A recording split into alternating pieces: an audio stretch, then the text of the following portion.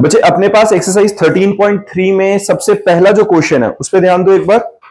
N urn contain 5 red 5 black balls, a ball is drawn at random, its color is noted and is returned to the urn. Moreover, 2 additional balls of the color are drawn and are put in the urn, and then a ball is drawn at random. What is the probability that the second ball is red? Question समझ में आया है? यहां पर Bayes theorem की तरह कोई condition नहीं दी गई है। यहां सिंपल एक बात क्या बोली गई है, क्वेश्चन को समझो। एक अर्न है, यूटेंसिल है, कोई बर्तन है जिसके अंदर 5 लाल और 5 काली बॉल है। एक उसमें से कोई बॉल निकालते हैं रैंडम, हमें नहीं पता कौन सी है, लेकिन जिस भी कलर की वो बॉल निकली है, एक तो इस बॉल को वापस रख दिया और सेम कलर की 2 और बॉल हमने उसके अंदर डाल दी। क्वेश्चन समझ में आया? अब moreover 2 additional balls of the color are drawn and are put in the urn and then a ball is drawn. अब क्या करना है? जब हमने सेम कलर की 2 और बॉल ऐड कर दी, अब हमने बॉल निकालनी है। तो जो सेकंड बॉल निकालनी है, क्या प्रोबेबिलिटी है कि वो रेड होगी? क्वेश्चन समझ में आ गया? अब तो अब रेड होने की प्रोबेबिलिटी तो केस बेस्ड हो गई है। क्यों? सेकंड बॉल अगर हमें चाहिए कि वो रेड बॉल हो, तो देखो क्वेश्चन क्या था हमारे पास। क्वेश्चन नंबर 1 में कितनी है बच्चा? 5 रेड बॉल थी और 5 ही ब्लैक बॉल थी, है ना। अब यहां पर जो सेकंड बॉल निकलेगी उसकी प्रोबेबिलिटी पहली वाली बॉल के कलर पे डिपेंड करेगी कि नहीं? मान लेते हैं फर्स्ट केस में, केस 1, फर्स्ट बॉल जो हमने निकाली है, first ball drawn is red, ठीक है। पहली वाली बॉल अगर रेड है तो अब हमारा केस क्या था? पहली बॉल अगर रेड निकली है, पहली बात तो प्रोबेबिलिटी कि भाई फर्स्ट बॉल रेड निकले, फर्स्ट बॉल रेड निकलेगी, फर्स्ट रेड बॉल निकलने की प्रोबेबिलिटी क्या रहेगी? 5/10, 1/2। बिल्कुल ठीक है। अब जब पहली बॉल रेड निकली है तो क्या करना था हमें? 2 और बॉल इसके बदले की ऐड कर देनी थी वहां पे। तो हमारे पास इसी केस में अब टोटल नंबर ऑफ बॉल्स कितनी आ गई? रेड कितनी हो गई? 5 + 2, और ब्लैक कितनी है? 5। यही हुआ है कि नहीं? तो अब सेकंड बॉल के रेड निकलने की चांसेस कितनी होंगी? कितनी होंगी? 7/12। हुआ कि नहीं? और ये सक्सेसिव इवेंट्स है। पहली बॉल रेड निकले और फिर दूसरी बॉल भी रेड निकले, उसकी प्रोबेबिलिटी क्या निकले? 7/12। यही हुआ। अब पहली बॉल रेड निकली थी, सेकंड बॉल रेड निकले, कुछ ऐसा बना कि नहीं? यही बात होगी ना। Probability of getting a second ball as red given that first ball is also red, ये वाला केस। लेकिन यही तो नहीं हो सकता। हो सकता है हमारी पहली बॉल जो निकले वो ब्लैक निकलती। तो इसके लिए हम करेंगे क्या? अगर वो ब्लैक वाला केस लूं, हमारे पास केस 2, फर्स्ट बॉल जो हमारे पास हमने निकाली थी ड्रॉन एज ब्लैक, अगर ब्लैक हो गई है तो probability of getting black ball, first black ball, वो कितने निकलेगी? 5/10, 1/2। बिल्कुल ठीक है। अब रेड बॉल निकालने की प्रोबेबिलिटी, लेकिन रेड निकालने से पहले नंबर ऑफ ब्लैक बॉल्स कितनी हो गई है? अब ब्लैक कितनी हो गई है? 7। 7 कैसे आई? वही 5 + 2। और रेड बॉल कितनी थी बच्चे हमारे पास? 5। तो अब प्रोबेबिलिटी कि भाई अब हमारे पास रेड बॉल निकले जब पहली बॉल ब्लैक निकली थी, तो उसकी प्रोबेबिलिटी क्या होगी? क्या रहेगी? 5/12। होगी कि नहीं? किसी बच्चे को इस बात में परेशानी है? युगल, बात समझ में आ रही है? यही होना चाहिए। तो टोटल प्रोबेबिलिटी कैसे निकलेगी? नेट प्रोबेबिलिटी निकलेगी। देखो दोनों केसेस का सम कर देते हैं, दोनों की प्रोबेबिलिटीज का। पहला फर्स्ट रेड बॉल आई और फिर दूसरी बॉल भी रेड निकली, पहला केस है ना। सीधा सीधा प्रोबेबिलिटी कि भाई हमारे पास रेड बॉल निकलेगी, सेकंड वाली भी, तो क्या निकली? इसके पहला केस था ये कि पहली बॉल रेड निकली और फिर दूसरी बॉल भी रेड निकल गई, प्लस पहली बॉल हमारे पास क्या निकली है बच्चा? ब्लैक निकली है, और सेकंड बॉल हमारे पास रेड निकलेगी। क्लियर है? इसको सॉल्व करेंगे, क्या आ रहा है? 7 +5 कितना आ गया 12/24, प्रोबेबिलिटी निकल गई 1/2। क्लियर है बच्चे, ये ठीक है, यही आंसर है, समझ में आ गया। नेक्स्ट क्वेश्चन, नेक्स्ट कौन सा है बच्चे डाउट? क्वेश्चन नंबर 2, 3 किसी का डाउट नहीं है?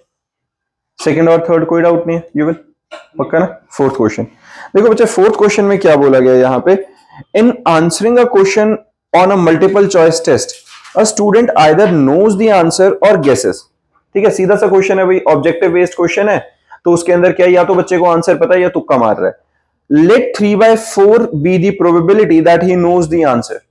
क्या प्रोबेबिलिटी है? 3/4 कि उसे आंसर पता ही है, and 1/4 be the probability that he guesses. Assuming that the student who guesses the answer will be correct with the probability of 1/4, what is the probability that student knows the answer given that answered it correctly? क्या बोला गया है भाई, बच्चे को answer के पता होने की चांसेस कितनी है? 3/4। क्या प्रोबेबिलिटी है कि उसे क्वेश्चन आता होगा? 3/4 be the probability that he knows the answer. 1/4 है कि वो गेस करेगा। अगर अब वो गेस करेगा तो उसके करेक्ट होने की प्रोबेबिलिटी क्या रहेगी? गेस करेगा तो probability, since objective based question है, मान लेते हैं 4 ऑप्शन थे तो 1/4 आ गई, है ना, तो 1/4 उसके करेक्ट होने की प्रोबेबिलिटी है। अब उसने आंसर मार्क कर दिया और उसका आंसर ठीक निकल गया, गिवन है, given that answered it correctly, he answered it correctly, what is the probability that the student knows the answer? समझ में आई ये बात? क्या प्रोबेबिलिटी है कि स्टूडेंट को जेन्युइनली आंसर आता भी था, ऐसा तो नहीं है कि उसने तुक्का मारा हो। समझ में आई ये बात? अब केस बनाते हैं इसका। देखो हमारे पास क्या क्या था बच्चे क्वेश्चन के अंदर, एक बार क्वेश्चन साथ में पढ़ते रहना। अपने पास क्वेश्चन के अंदर बोला गया था probability that he knows the answer कितनी है बच्चा? 3/4 है ना, 3/4 है that he knows the answer. अब एक बात बताओ बच्चा, मान लेते हैं सी हम लिख लेते हैं उस इवेंट के लिए कि वो आंसर करेक्ट होगा। If he knows the answer, तब करेक्ट होने की प्रोबेबिलिटी क्या होगी? 1। इस वाली बात में किसी को दिक्कत है ना? अगर बच्चे को आंसर पता ही है तो ऑब्वियस सी बात है, वो तो 100% है कि आंसर ठीक ही मार्क करेगा। और अगर उसे नहीं पता, प्रोबेबिलिटी ऑफ गेसिंग, गेस करने की प्रोबेबिलिटी क्या थी क्वेश्चन के अंदर? 1/4 तो करेक्टनेस की थी ना। देखो 3/4 is the probability that he knows the answer and 1/4 the probability that he guesses, है ना। 1/4 क्या है? गेस करने की। Assume that the student who guesses the answer it correctly is 1/4। अब प्रोबेबिलिटी दैट ही गेसेस कितनी है? 1/4। जी मैंने इवेंट मान लिया कि वो गेस कर रहा है। अब जब वो गेस कर रहा है तब करेक्ट आंसर की प्रोबेबिलिटी कितनी है? 1/4। यही बोला गया। हमें निकालना क्या है? हमें बोला गया है we have to find out the probability that he knows the answer given that he answered it correctly. यही हुआ, हमें पता लगाना क्या प्रोबेबिलिटी है कि उसको आंसर पता था और के वो इवेंट था that he knows the answer when he answered it correctly. सीधा सीधा बेस थ्योरम का कंसेप्ट लगा देते हैं। क्या थी फेवरेबल कंडीशन? क्या है? He knows the answer and he answered it correctly, divided by total condition he knows the answer and he answered it correctly, or he guesses the answer and he answered it correctly। यही बना, values डाल देते हैं। Probability of that he knows 3/4 और ये correctly guess करेगा, वो answer आएगा उसका 1। नीचे 3/4 इंटू 1 प्लस गेस करने की 1/4 इंटू 1/4। सॉल्व करना बच्चे, आंसर देखो यही निकल रहा है 3/4 है ना, अपॉन 3/4 प्लस 1/16। सॉल्व कर लेना, आंसर देखो यही कुछ आ रहा होगा। हाँ जी, कितना आ रहा है? 12/13। ठीक है, सॉल्व होकर जो भी आ रहा होगा यही आंसर होगा अपना। ठीक है, ठीक है बच्चा, ये 12/13 हमारे पास आंसर आ गया। ठीक, नेक्स्ट बोलो बच्चा। ये क्वेश्चन नंबर 4 था ना, ये हमारे पास क्वेश्चन नंबर 4 हो गया। अब question number 5।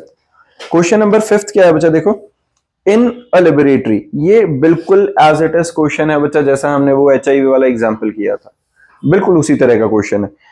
A laboratory blood test 99% effective in detecting a certain disease. क्या है? अगर वहां पे कोई टेस्ट कराने आता है, 100 लोग हैं जो बीमार हैं, वो आएंगे, वो टेस्ट कराएंगे, तो 99 लोगों का टेस्ट में रिपोर्ट डिटेक्ट कर लेगी कि हाँ भाई इस बंदे को बीमारी है, लेकिन 1% लोगों का टेस्ट नेगेटिव निकल आएगा, मतलब उनकी बीमारी को वो डिटेक्ट नहीं कर पाएंगे। When it is in fact present, मतलब जब बंदा सच में बीमार था उस वक्त 99% हुआ कि बीमारी डिटेक्ट हो गई। However, the test also yield a false positive result of 0.5%। इसको देखना बच्चे, यहां जो मिसप्रिंट है ये 0.5% ही होना चाहिए, 0.5%। The healthy person tested, if a healthy person is tested with a probability 0.005, the test will imply he has disease. If 0.1% of a population actually has a disease, what is the probability that the person has disease given his test is positive? Question समझ में आ गया, concept समझ में आया सबको? क्या बोला गया बेटा, अगर 100 लोग टेस्ट कराने आएंगे, 100 बीमार लोग टेस्ट कराने आएंगे तो 99 लोगों का टेस्ट डिटेक्ट करेगा, 1% का नहीं करेगा। दूसरा, अगर किसी बंदे को बीमारी नहीं भी है और फिर भी वो टेस्ट कराने आएगा तो चांसेस है कि 0.5%, 0.5%, यानी कि 1000 लोगों में से किन्हीं 5 लोगों को वो टेस्ट गलत डिटेक्ट कर लेगा। उनमें से किसी को बीमारी नहीं है, बट फिर भी 1000 में से किसी 5 लोगों का टेस्ट पॉजिटिव आ जाएगा, ये लैब रिपोर्ट में गड़बड़ होगी। अब क्या बोला गया है, a test also yield a false positive result 0.5%। फिर उसके बाद बोला है test will imply he has a disease if 0.1% of the population actually has a disease। 1000 में से किसी एक को वो बीमारी है, 1000 में से 0.1% है, मतलब यही बना 1000 में से किसी एक बंदे को बीमारी है, उस पॉपुलेशन में से हमने कोई एक रैंडम पर्सन सेलेक्ट किया एंड ही टेस्ट पॉजिटिव, उसकी रिपोर्ट पॉजिटिव आ गई, क्या प्रोबेबिलिटी है कि वो सच में बीमार था? क्वेश्चन समझ में आ गया पक्का? चलो इसको वो बना लेते हैं पहले जो जो अपने पास इवेंट्स की फॉर्म में। क्वेश्चन नंबर 5 देखो हमारे पास क्या क्या बचा। पहला एक काम करते हैं, E1 इवेंट क्या है, E1 मान लेते हैं कि पर्सन एक्चुअली हैज डिजीज, है ना, उसकी बारी में रिपोर्ट पॉजिटिव आएगी, पहले वो निकालते हैं। हमारे पास क्वेश्चन के अंदर क्या क्या बोला गया, 1 मिनट बताना। अब laboratory blood test 99% effective in detecting a certain disease, तो हम मान लेते हैं E1 और E2 इवेंट है which are complementary to each other, या तो बीमारी होगी या नहीं होगी, ये वाला तरीका रखेंगे ना इसके अंदर। हमारे पास even be the event that person has a disease, हमने क्या लिख लेते हैं, even event person has a disease, है ना। हमारे पास क्या है, कितने परसेंट है और बच्चे इसकी,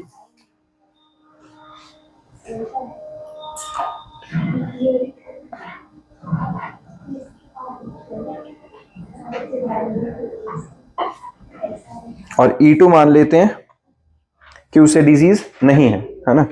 person do not have disease या इज हेल्दी लिख लो, वो जैसे भी लिखना चाहते हो, ये ठीक है। हमारे पास ये E1 और E2 क्लियर है। अब हमारे पास था क्या बचा, देखो पहली बात, अगर वहां पर हमारे पास क्वेश्चन के अंदर देखो जरा, उसकी प्रोबेबिलिटी गिवन नहीं है कि कितने लोगों को डिजीज नहीं है, हमारे पास सिर्फ ये गिवन है कि कितने लोगों को डिजीज है। तो अगर मैं 1 में से माइनस कर दूं तो 99.9% लोग वो हो गए जिनको डिजीज नहीं है, यही बात बनी ना। यहां बोला कि 0.1% of the population actually has the disease, तो रिमेनिंग को डिजीज नहीं होगा, 99.9% को डिजीज नहीं है। तो ये क्लियर है, इसको लिख लेते हैं यहां पे। तो प्रोबेबिलिटी ऑफ इवन कितना है कि उसको सच में डिजीज है, कितना है बच्चा, 0.01%, 0.1% था ना, 0.1% है क्वेश्चन में, ये है।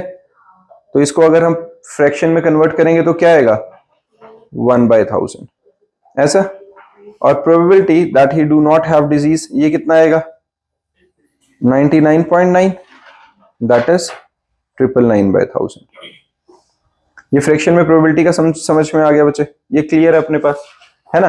अब हमारे पास क्या बोला गया है, क्वेश्चन के अंदर बोला गया है कि अगर वो टेस्ट कराने आएंगे तो टेस्ट रिपोर्ट पॉजिटिव आएगी। तो हम एक इवेंट का नाम रख लेते हैं, कोई भी नाम रख लो, ए रख लेते हैं, ठीक है। ए है रिपोर्ट या टेस्ट रिपोर्ट पॉजिटिव, ठीक है।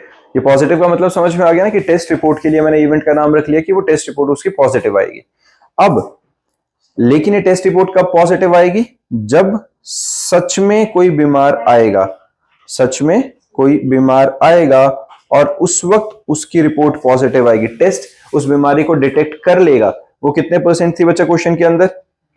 हमारे पास बोला था 99% effective in detecting a certain disease. मतलब इसकी प्रोबेबिलिटी कि बंदा सच में बीमार है और उसकी प्रोबेबिलिटी और उसको उस मतलब डिजीज को डिटेक्ट भी कर लिया तो 99% है। मतलब क्या हुआ? 99/100। ठीक है। और अगर वो सच में बीमार नहीं है फिर भी रिपोर्ट पॉजिटिव आ जाए, इसके लिए कितनी प्रोबेबिलिटी गिवन है? देखो जरा, बोला है ना क्वेश्चन के अंदर, क्या बोला गया यहां पे?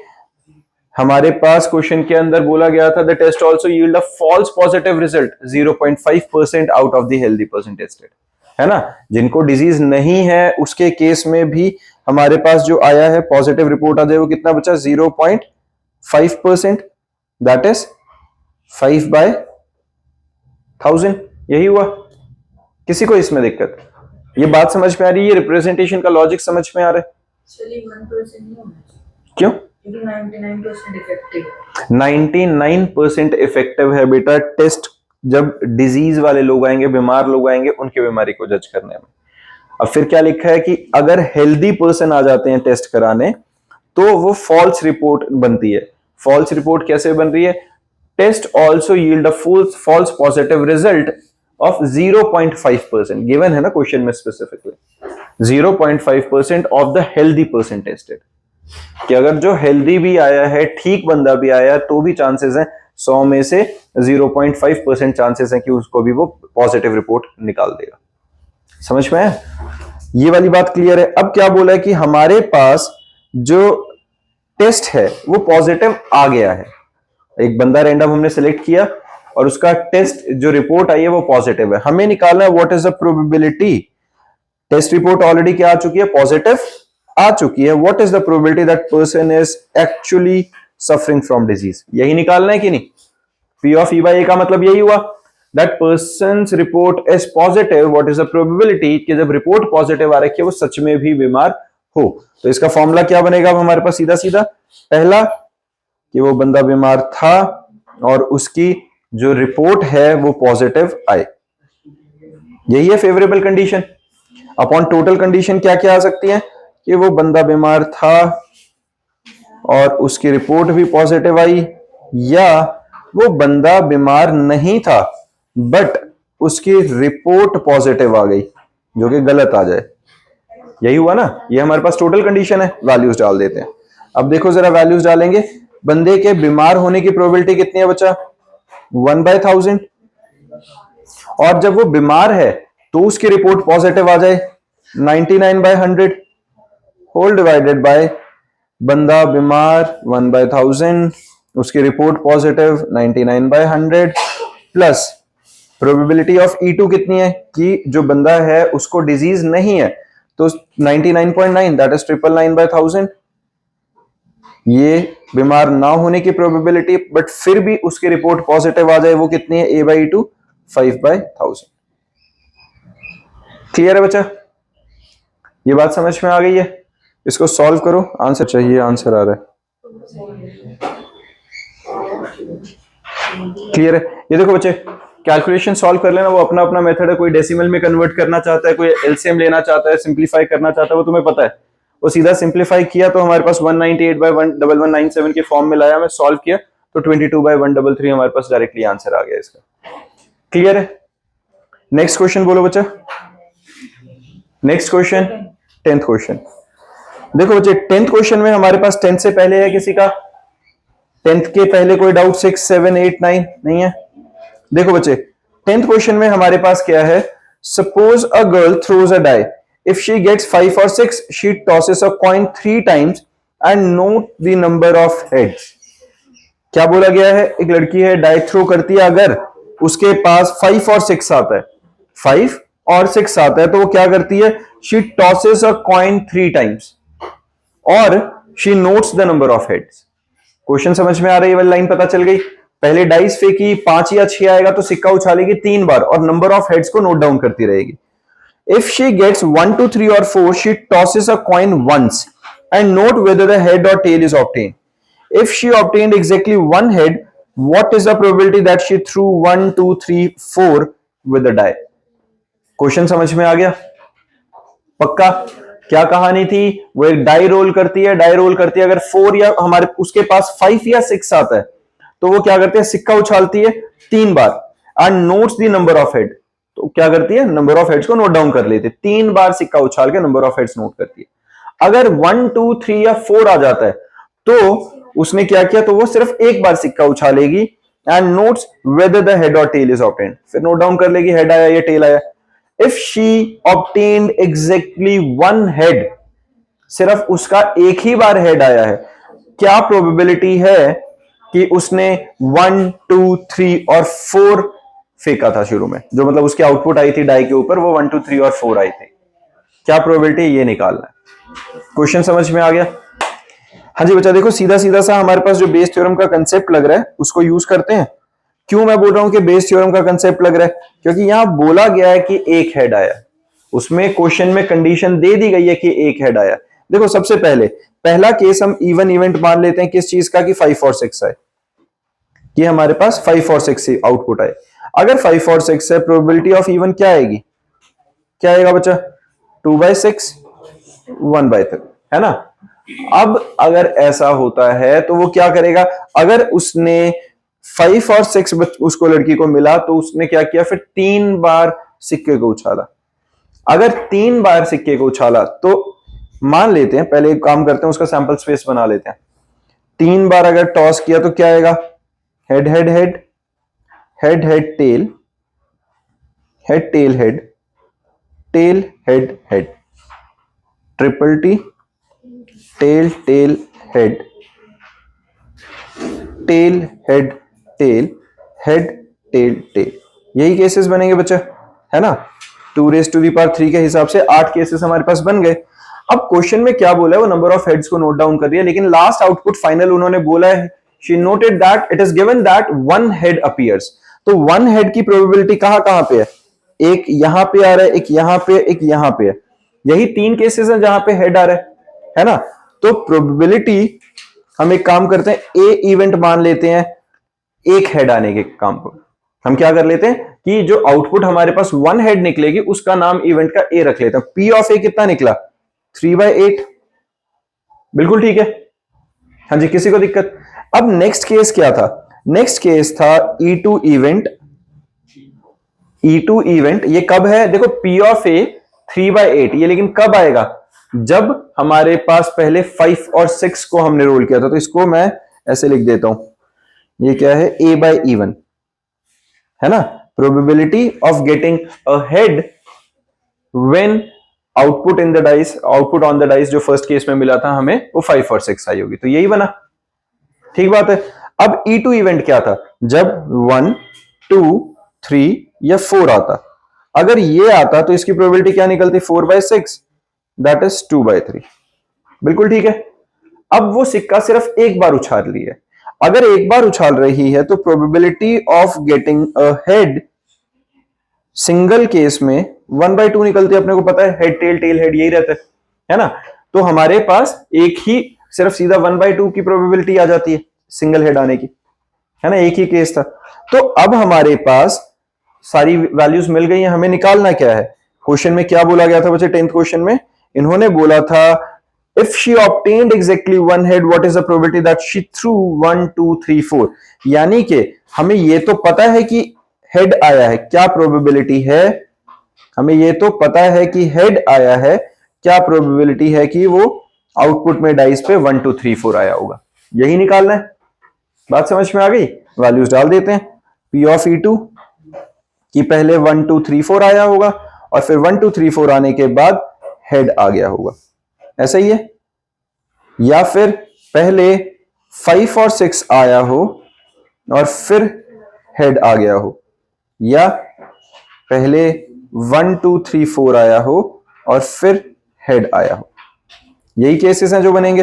वैल्यू सब्स्टिट्यूट कर लेते हैं. P ऑफ E2 की वैल्यू क्या है बेटा, 2/3, A/E2 की 1/2 डिवाइडेड बाय इसकी प्रोबेबिलिटी 3/8 P ऑफ इवन, और A नहीं 1/3 थी बेटा, 1/3, और प्रोबेबिलिटी ऑफ गेटिंग हेड वो क्या निकलेगी 3/8 प्लस 2/3 इंटू 1/2। सॉल्व कर लें बच्चा, सॉल्व करने का अपना मेथड है सबका, जिसको जैसे ठीक लगे कर लो सॉल्व। आंसर निकालो एक बार, देखो जरा ये ठीक है, कितना निकल रहा है 8/11, यही आंसर। क्लियर है? और बताओ बच्चे, और किसी का डाउट? Question number 12।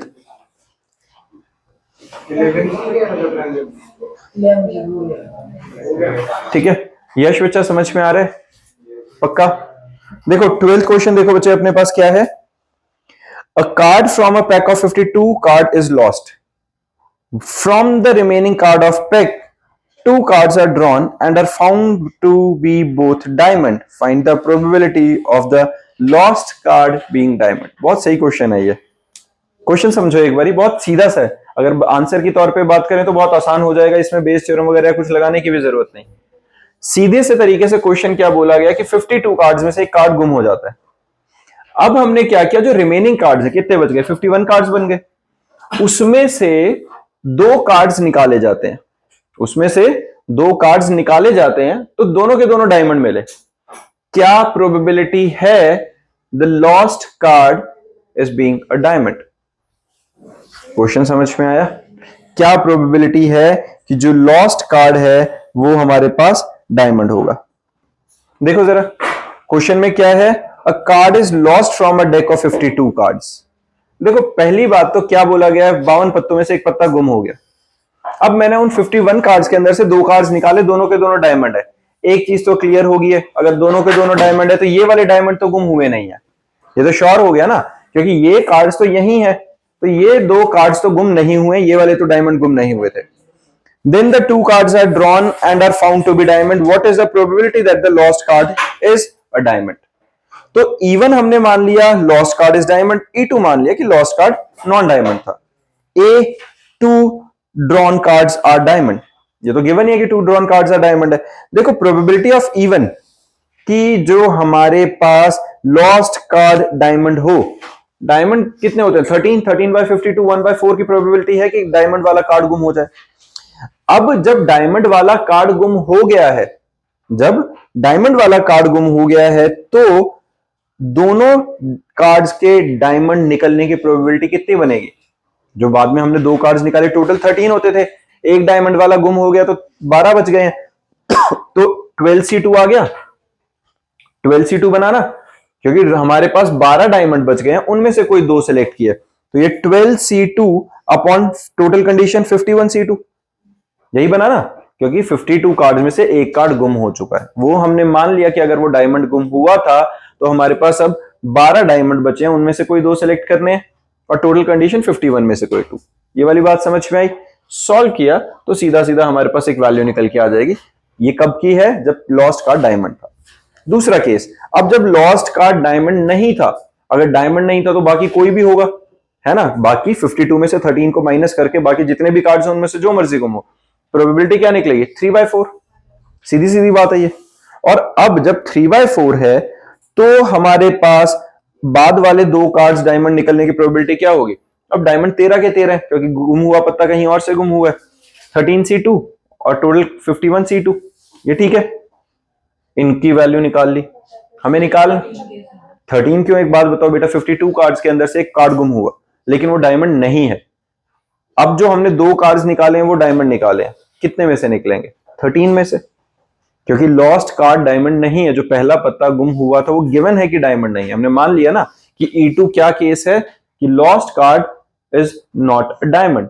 अगर वो डायमंड नहीं है तो हमारे पास पूरे 13 के 13 पत्ते हैं, तो 13 में से कोई 2 निकलने की probability, favourable condition total 51C2, यही हुआ ना, फेवरेबल बाय टोटल, वैल्यूज निकाल ली। बेस थ्योरम लगाएंगे, प्रोबेबिलिटी कि भाई हमारे पास जो निकले हुए 2 कार्ड्स हैं वो तो डायमंड हैं, क्या प्रोबेबिलिटी है कि लॉस्ट कार्ड भी डायमंड होता? तो P of E1 plus P of A by E1 divided by P of E1 plus E1 into A by E1 plus E2 into A by E2। Directly values डालते हैं, हमारे पास solve होके 11/50 आ जाएगा। इसको अगर तुम बिना बेस थ्योरम के भी सॉल्व करना चाहोगे तो भी ये सॉल्व हो जाता है। मैंने यहाँ जानबूझ के ये बेस थ्योरम की टर्म्स में लिखा हुआ है कि तुम रिप्रेजेंट कैसे करोगे, वरना ना इसको हम जैसे ओरली सॉल्व करते हैं ना उस तरीके से निकल आता है। क्लियर है?